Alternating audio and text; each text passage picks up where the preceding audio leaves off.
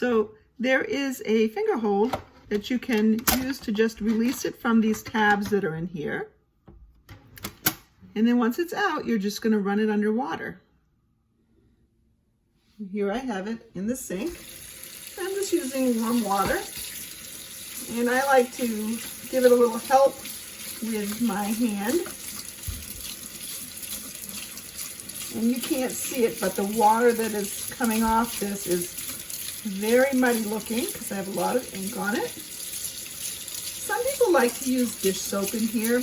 I don't feel the need to, only because I've used the Stampin' Mist on this, and that's like a soap, so it's already in there.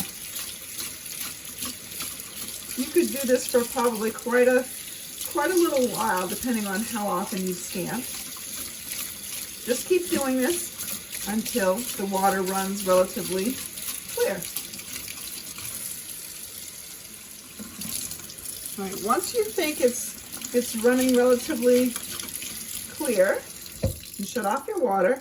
And I like to squeegee it with my hand just to get the first layer of water off. All right. Sometimes I shake it like this. And then I will take some paper towels.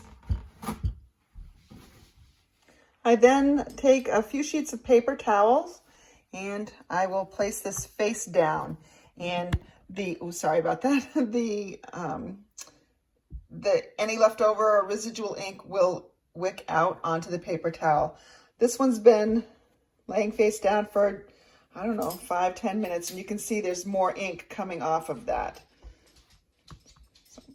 Some ink will probably still remain in there. It's fine. It still cleans your stamps really well. I will let these lay face down for, well, I'll probably let them hang there for, an hour or two, and then I will just flip them over and probably put them in my stamp room to dry completely. To pop them back in, all you need to do is slide it back in, and there are my little raindrops. That's my dirty side, the side that you spray with the mist. You just want to make sure these pieces go in the clips.